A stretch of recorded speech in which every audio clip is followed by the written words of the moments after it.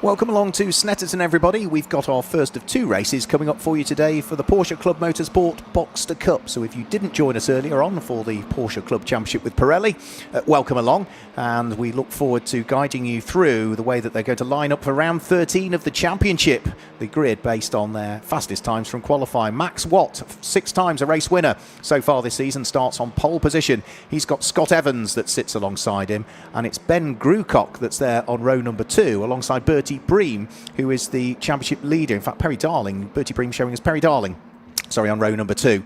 Then the third row of the grid, it is going to be Matthew Shears who sits there on row number 3 alongside Charlie Dye. A revised grid has clearly been issued with Scott Warner sitting there alongside Mike Thompson on row number 4. The fifth row of the grid sees Tony Levy line up alongside Martin Mason, and it's Tony Jones and David Hussey that line up there on row number 6. The seventh row of the grid, on the inside of the seventh row, it's Matt Goff who drives in this race. Tom Hale will be taking over the 46 for the race later on today. Eric Bridges is alongside him. Craig Horvath is on the inside of row number 8, and he has got Simon Dye for company. Then as we move on to the next row of the grid, which will be row number 9 of the grid, it's Graham Hurd and Eva Nolan, and Ben Grucock, who qualified third quickest, has been placed to the back of the grid. So that's clearly an amended grid that has been issued, with Ben Grucock having been dumped towards the back of the grid, which is an enormous shame for him. He'll be looking to try and make some progress in this one, because whatever problems have befallen him, then he is right at the very back of the grid, I'm afraid to say. So that gives him a lot to do. All it says is that he's been moved to the back of the grid. There's no further information I can bring you with regards to that one, but hopefully we can find out a little bit more about why he's been placed towards the tail end of the order. Now, it didn't all go to plan for Bertie Bream, who lines up third on the grid. He's had a split radiator in qualifying, so he came into the pit lane earlier on in the session for that to be sorted, and therefore that sort of curtailed what he wanted to do in terms of qualifying. Also, Mike Thompson, the number 6 car, was down on power. They wasn't sure whether that was a sensor on his car that was playing up. So he's another car, watch out for him. He's the black car with the red flash down the bonnet of it. You see his headlamps on the right-hand side of your screens as he lines up on the left-hand side of the grid. So Max Watt starting from pole position, the yellow and grey car, 6 times a race winner so far this season. He lies second in the championship standings coming into this one. It's round 13 of the championship. You drop your 2 worst scores in the Porsche Club Motorsport Boxster Cup. We've got 25 minutes on the clock. We've got the final row of the grid coming into position now. The 5-second board is held aloft. So Max Watt and Scott Evans on the front row of the grid. The lights come on, and when they flash their way out as they do now, it looks as though it's not a bad start from the outside of the front row of the grid. A really good start from Perry Darling from the second row of the grid. The dark blue car over to the far right-hand side of your screen might just have his nose ahead here as they head up towards the braking area for Ritchie's for the first time. It's Perry Darling that leads the way, and it's going to be Charlie Dye, is it not, that's through into second place. But Charlie's all over the grass and spins towards the edge of the cornfield, sends the crows scattering as he rotates the car round through 360 degrees, and I'm afraid his car is stricken now on the outside of Ritchie's corner. There's also a spin further down through the pack, and that will be a car then of Stuart Warner that will need to recover. There might have just been a light bit of contact which just pitched Stuart into the spin, because that's a couple of cars that have already had problems in the early stages, and therefore it is going to be Perry Darling that leads the way. He may well have qualified 4th quickest on the amended grid that was issued, but he's through and into the lead of the race. Looks as though we've got an attempt for second place, and not quite being able to squeeze his way through is Bertie Bream, but on the exit of the corner he might have a better run than Max Watt, but can't quite capitalise on it. We've also got Graham Hurd, I think, all over the grass on the exit of Agostini, so he'll try and recover from the moment. And we might also have a change for the lead of the race, will we there, because that looks as though that was change for position. Number 6 car, which was down on power, Mike Thompson, looking as though he is struggling a little bit, and Perry Darling hasn't just lost 1 place for the lead of the race, he's lost 2, and it might be a 3rd as well. There's a light touch between himself and Scott Evans as they exit Williams, but it's Max Watt who has carved his way through and into the lead of the race, and that looks as though it's Bertie Bream who's there in second place. Perry Darling is in 3rd place as they start to descend upon the braking area for Brundle and Nelson for the first time. 6 times a race winner so far this year. Max Watt leading the way. Bertie Bream, though, who has claimed 3 wins so far this year and has failed to finish outside of the top 4, Bertie. leads the championship coming into this one. On drop scores, he is on 357 championship points coming into this one. So he'll be hoping he can add to the tally, and at the moment he's doing a very good job running in second place and trying to hunt down the race leader. Up towards the breaking at the end of the first lap of the race, they will come. Tony Jones having his own little squabble, runs a little bit wide coming out of Murray's, and that will allow the car to squeeze its way through. So that's a small mistake there, dropping him down through the order. But up towards Ritchie's comes our race leader. Max Watt leads the way from Bertie Bream in second position at this stage as they head on to lap number 2. Bertie running a little bit wide, just coming out of Ritchie's corner, beyond the red and white painted curb, onto the green painted concrete, and also onto the dust as well. Perry Darling in third position, and fourth at the moment is Scott Evans, who sits there in fourth place. Scott, say, has been a race winner earlier on this season, just a single win for him so far this year. So he'll be hoping that he can try and wiggle his way through into a podium spot at this stage, but they sort of paired off, haven't they? The front four that have escaped the grasp of those behind. It's going to be in fifth place at the moment. That's going to be, is that Matthew Shears that was there in fifth place, or has he lost out? Possibly to, I think, the car of Mason that's gone through, which will be Martin Mason, who qualified 11th, and is now up into fifth place. It's the red car that's there, so great first couple of laps from Martin Mason working his way through the order. He gained 5 places just on the first lap, and is looking to try and make further progress if at all he can. But for Max Watt, still continuing to lead the way. So there is the car of Mason, turning his way through the right-hander at Williams and onto the Bentley straight. He's got Matthew Shears right behind him at this stage. So they squabble over 5th and 6th place, but they're a little way adrift of the leading 4, which are already down at the bottom section through Brundle and Nelson. And are we going to see a change of the order here? Are we going to see Matthew Shears fight back? Yes, we do. Right the way around the outside of Martin Mason, picks the place back up, so he's now up into 5th place. Martin Mason drops 1 place down into 6th. And the other cars we need to keep out an eye for, the recovering Charlie Dye, to see what he might be able to do. And of course that other car that had the spin up at the Wilson hairpin on the first lap. Eric Bridges further down through the order is having a good little fight, nipping up the inside, gaining the place. And that will be one of the cars that's looking to try and gain places, and I think that might be possibly the number 6 car, was it? Over the start finish line. Max Watt leading the way. Only just still though from Bertie Bream, who is not that far behind him. Bertie will be conscious of his consistent running in the championship so far this year. So he's had 3 wins, 2 at Silverstone the opening weekend of the season. He also took a win last time out at Donington Park on the Grand Prix circuit. He leads the way from Bertie Bream. Perry Darling still sitting there in 3rd place, but cannot lose any ground at all. He's got Scott Evans right on his tailpipes as they head up towards the left-hander at Palmer this time through. So Perry Darling, quick start from him to briefly pick up the lead of the race, but you can see how much already they've sort of fallen back from the 2 cars at the front, which is Max Watt and Bertie Bream. Perry Darling still in there in 3rd place, despite the very close attentions of Scott Evans that sits right behind him. And for Perry Darling, driver who lies 4th in the championship standings, he's just had a single win so far this season. That came at Anglesey when we were there on the 24th of May. But he's going to have his work cut out, I think, Perry Darling. He's got right behind him Scott Evans. Scott, say, another race winner from earlier on this season. And he'll be hoping that he might be able to add to the tally.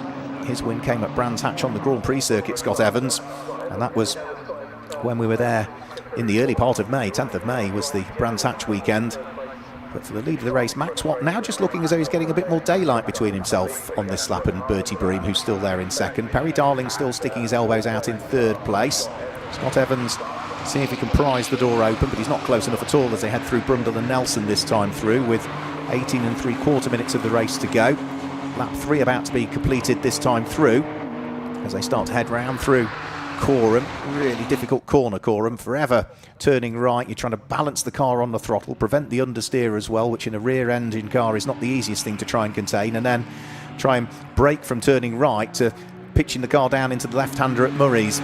So you're asking lots of things of the car that it doesn't like to do in reality, trying to rotate the car and brake and downshift all at the same time and move from a right-hander to a left-hander. It's a really difficult corner, Corham, coming up towards Murray's. Over the start-finish line they'll go, still fighting away for third and fourth place. Scott Evans not as yet being able to unlock the door on the car that lies ahead of him. And again, as they head in towards the braking area for the Wilson hairpin, as long as Perry Darling hits his marks, it's going to make it impossible for Scott Evans to try and wiggle his way through, and it will be impossible for him to wiggle his way through while he gets on the throttle too early and has a big spin. He's going to get the car pointing back in the right direction. He's going to get his way back onto the circuit, but he's going to lose out, I'm afraid, because nipping through has gone Matthew Shears there. So Matthew Shears having gained the place, and for poor old Perry Darling, from the good start to this race, it's all sort of coming unravelled a little bit, isn't it, for him? For Scott Evans, I should say, all coming a little bit unravelled for him. It's just the one place lost, though. It's just Matthew Shears that went through. Martin Mason, despite the quick start, is still behind. So Scott Evans, having lost the place, Perry Darling now will be able to breathe a significant sigh of relief now that he's not under the same pressure as he was from the rotating Scott Evans. Further down through the order, Mike Thompson was still involved in a good fight there as well, and I think that was possibly Stuart Warner that he was doing battle with. Let's just have a quick look. Yes, it is it not? So Mike Thompson down on power in qualifying and still not quite having the run that he wanted. Stuart Warner has gone through and ahead of him, so that'll be up into, that'll be 8th place now for Stuart Warner, down to 9th for Mike Thompson, I'm afraid. So Mike not entirely happy with the car in qualifying. They thought it was some sort of sensor that was playing up with the car, and that was why he was down on power, so only qualified 9th quickest, and now he's going to be back down into 9th place, I'm afraid, and might be in danger of losing a further place possibly, and in fact is going to lose a further place on the run in towards Brundle and Nelson. So that's Mike Thompson now down to the bottom of the top 10, I'm afraid to say, that time through. So going from bad to worse for him, that's Ben Grucock that was able to pick him off, and of course Ben has come from the tail end of the field as well, hasn't he, at the wheel of his green machine. So Ben Grucock slowly working his way through the order. Now if he was placed at the back of the grid for race number one, race number two is based on their second fastest times from qualifying, so one would assume Ben is probably off the back of the grid for race number 2 as well, so the Porsche Centre Bournemouth back car has got a chunk of work to do in both of the races, one would have thought, for this weekend. 15 minutes still remain on the clock, and it's still Max Watt that leads the way from Bertie Bream in 2nd place, Perry Darling in 3rd, Matt Shears in 4th, Scott Evans down into 5th following his spin, and Martin Mason completing the top 6 at this stage. Up towards the camera at Richie's corner comes the car that had the off on the first corner, which is Charlie Dye, so he's still trying to work his way through the order, and also Simon Dye is trying to get to grips with the car that lies just ahead of him, which I think will be Craig Horvath's car. Yeah, the black and the yellow car will be Craig Horvath, so they're having a fight for what will be 16th and 17th position at this stage. Love the livery on Simon Dye's car, really does work, doesn't it, that purple with the white and the orange to it. So he's sitting there in 17th position currently, and is trying to get himself back up onto terms with the car that lies ahead of Craig Horvath. So race leader just working his way out of Brundle and Nelson. Still not a great deal of daylight between our race leader Max Watt and Bertie Bream.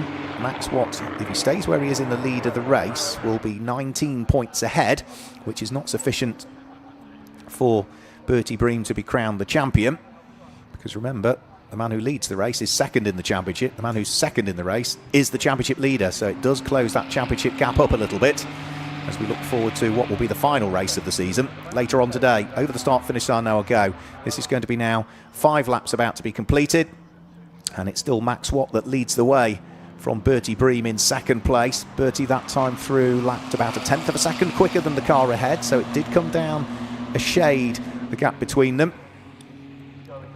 Now I think Bertie Bream's transponder has failed to stop working. Yes, it has, it's just been slotted in, and Bertie Bream actually, now that transponder has been sorted by our timekeepers, now showing that he's just set the fastest lap of the race, 2 minutes 9.966, so that would scoop him up the extra championship point.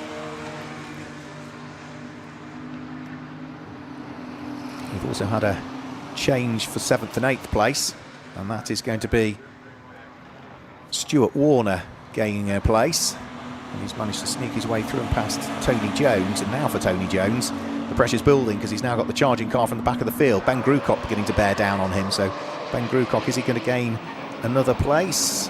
No, not quite.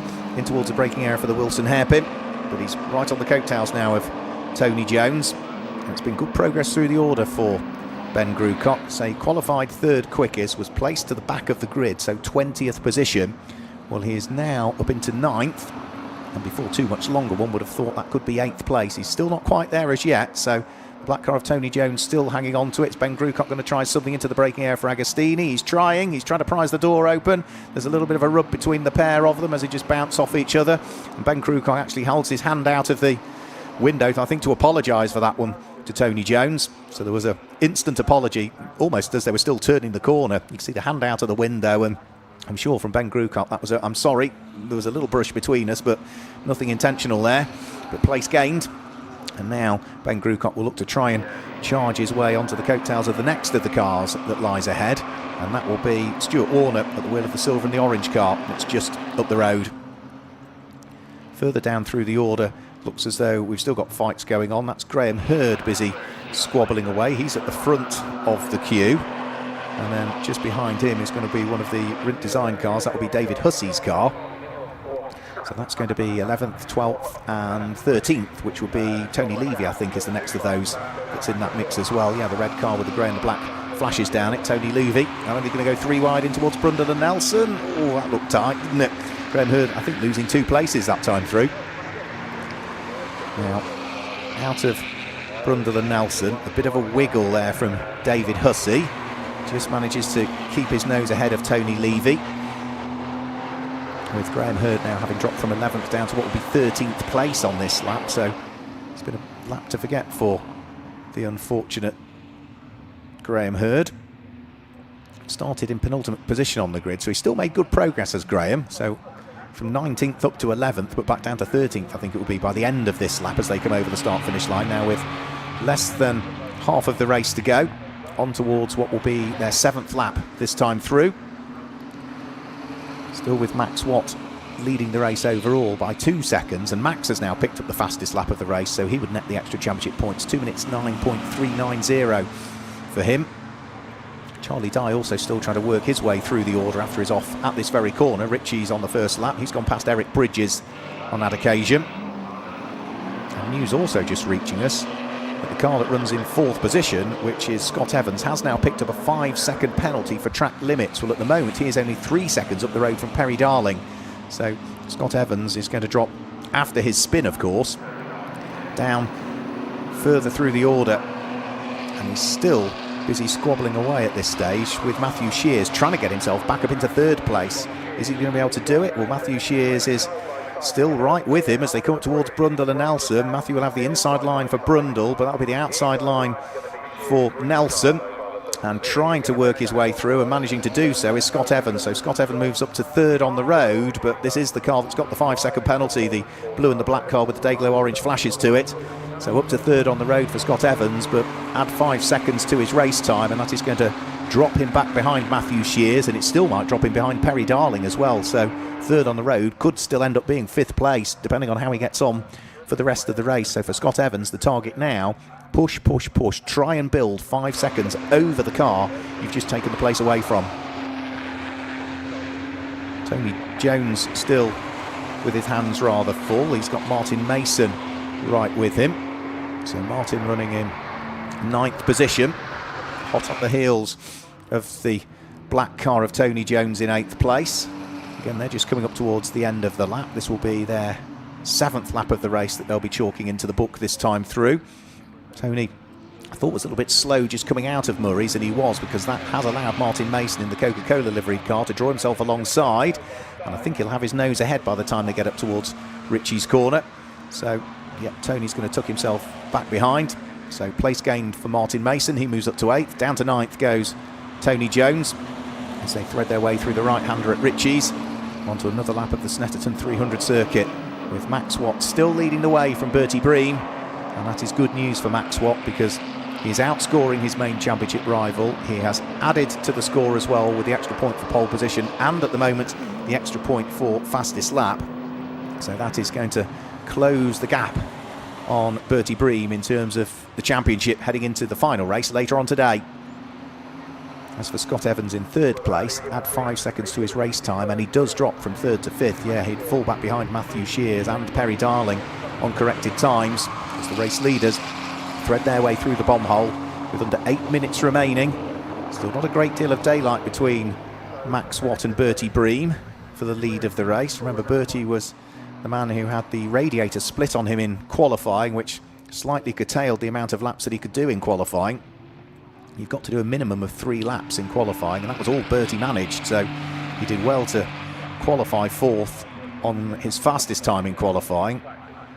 We'll see where he is for the race later on today. I think his second fastest time for Bertie Bream is going to see him further down through the order. I think he was 6th in the second part of qualifying, i.e. the second fastest times, so there'll be even more work to do for Bertie to try and keep his championship aspirations alive. So 7 minutes to go. Lead advantage was just under 1.5 seconds when they started this lap between the yellow and grey car of Max Watt, who continues to lead, and the largely silver car of Bertie Bream, who's there in second position. Here they come out of Palmer now. So Bertie Bream with the headlamps on, still not that far away, but needs to close up by at least another half a dozen car lengths to stand any chance of applying the pressure to Max Watt.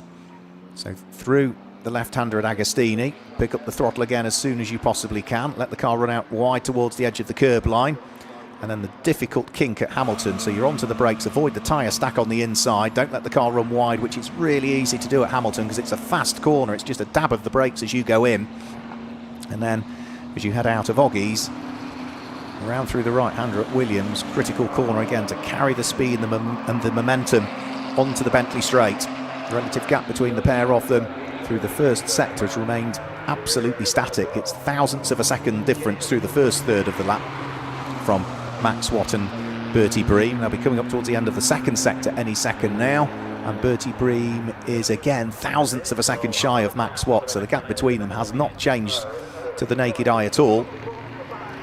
And Bertie Bream is pushing as hard as he can, again just leaping over the very edge of the curb on the exit of Nelson that time through.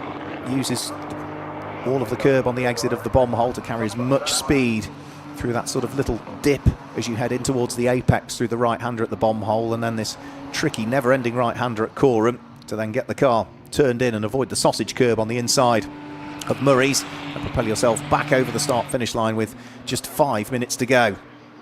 Progress for Charlie Dye continuing as well. He's managed to now catch Graham Hurd, so this will put him inside the top 12 after his spin at the very first corner.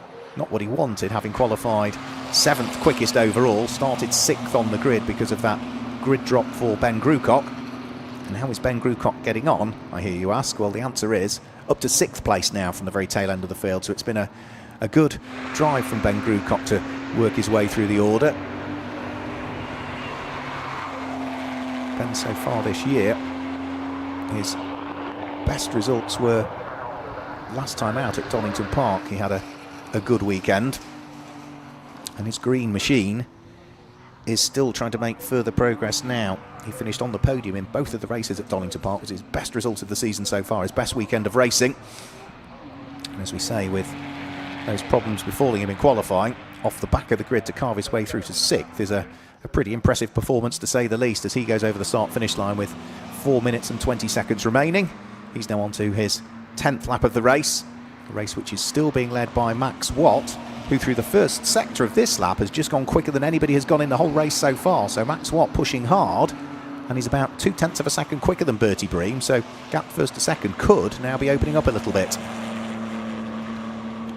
The number 11 car completes the top 8 at this stage, which is Tony Jones. Down towards Brundle and Nelson goes Max Watt in the lead of the race. There might be a bit of traffic as well before too much longer. Matthew Shears has a spin. That's on the exit of Agostini, so he was running in 3rd position on the road.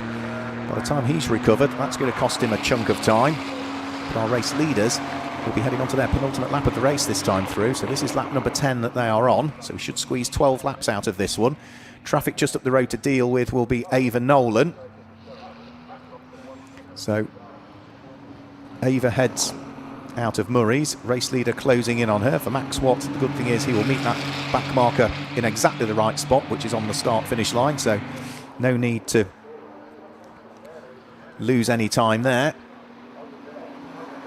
We've also still got Mike Thompson, who is running in 10th place. He's trying to close in on the car that lies just ahead of him, and that looks as though that is going to be David Hussey that's just ahead of him.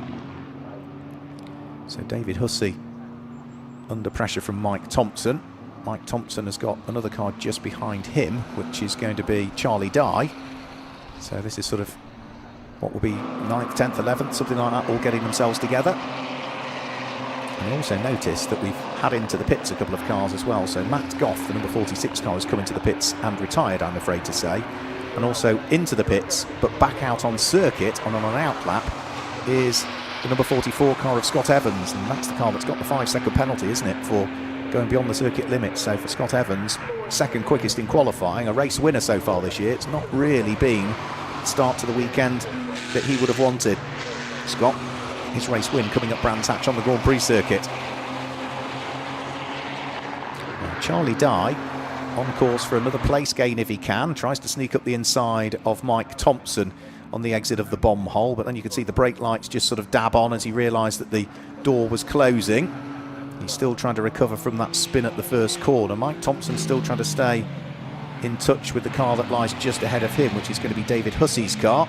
And there was another car destined for the pit lane there as well. I just saw peel its way off and into the pits, and that may possibly have been Graham Hurd. No, it wasn't. It was the number 60 car, so it was Tony Levy, I think, that came in. But for Max Watt, it's all gone to plan from him.